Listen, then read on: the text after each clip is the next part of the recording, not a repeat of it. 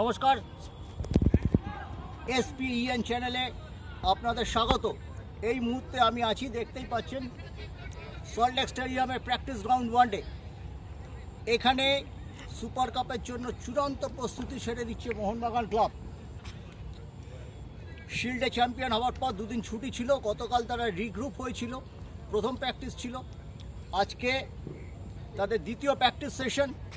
এই দ্বিতীয় প্র্যাকটিস সেশনে আমরা দেখছি মূলত যেটা হলো কম্বিনেশন প্র্যাকটিসের ওপর জোর দিলেন। একদল সবুজ মেরুন জার্সি পরে খেললেন, আর একজন সবুজ মেরুন জার্সির ওপর শুধুই মেরুন ব্রিফ করে খেললেন। দু দলে খেলানো হলো। ফার্স্ট 11 বেছে নেওয়াটা সম্ভব নয়, ঘুরিয়ে ফিরিয়ে সকলকেই দেখে নিচ্ছেন। বেটার ডিফেন্সের বিরুদ্ধে অন্যদিকে একটা অ্যাটাক লাইন বেটার ছিল।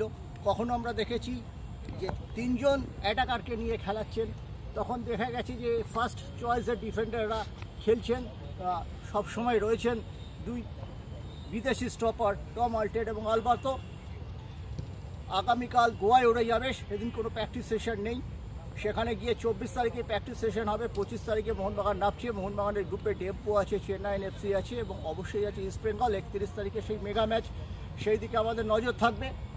কিন্তু এর পাশাপাশি ইস্ট বেঙ্গলের মতো নগ্নভাবে না হলেও IFA শিল্ড কবে মোহনবাগান তাঁবুতে যাবে সেটা নিয়ে একটা টানাপোড়েন চলছিল।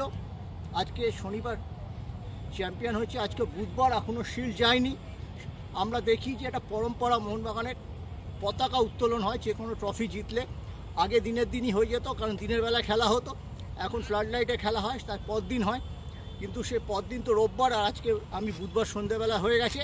হ্যাঁ, সুখবর আছে মোহনবাগান সমর্থকদের কাছে। অবশেষে IFA শিল্ড আগামীকাল সকালের দিকে যাচ্ছে। দুপুরে অনুষ্ঠান সরকারিভাবে জানানো হয়েছে মোহনবাগান সুপার জায়ান্টের তরফ থেকেও। মোহনবাগান সভাপতি বলেছিলেন মঙ্গলবার শিল্ড তাঁবুতে যাবেন, কিন্তু দেওয়ালির ছুটির জন্য সঞ্জীব গোয়েঙ্কার সংস্থা সেটা পাঠাতে পারেননি। যাই হোক, টিম উড়ে যাবে গোয়াতে আর শিল্ড ঢুকবে মোহনবাগান তাঁবুতে। কোথাও না কোথাও একটা তালমিলের অভাব তো রয়েছে। বিভিন্ন ফ্যান ক্লাব পোস্ট করেছিল যে মঙ্গলবার দিন শিল্ড মোহনবাগান তাঁবুতে আসবে দেবাশিসবাবুর কথা শুনে। অ্যাকচুয়ালি ফ্যানরা যে লড়াইয়ে লেগেছে টিম ম্যানেজমেন্টের এগেনস্টে, ফ্যানদের হাস্তা করতেই ওদের মোহনবাগান দীর্ঘসূত্রিতা করলো শিল্ডটা পাঠাতে, এবং শিল্ড কিন্তু গেল না। আমরা দেখেছিলাম IFA শিল্ড মিডিয়া এখানে 11টা পর্যন্ত আমরা ছিলেন, আমাদের প্রতিনিধিরা ছিলেন। তারা যখন চলে গেছেন তাদের ধৈর্যের সীমা শেষ। তারপর রাতের অন্ধকারে শিল্ড গিয়েছিল মোমিনপুরের কর্পোরেট অফিসে CSCর বা সঞ্জীব গোয়েঙ্কা, যাই বলুন না কেন।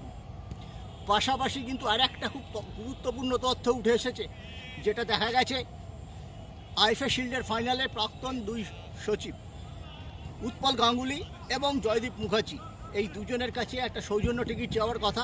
সেই সৌজন্য টিকিট IFA পাঠায়নি বা কেউ যোগাযোগ করেননি। জয়দীপবাবু যখন ছিলেন তখন কিন্তু তিনি উৎপল গাঙ্গুলির কাছে গিয়ে পার্ক স্ট্রিটের অফিসে গিয়ে তাকে টিকিট দিয়েছেন।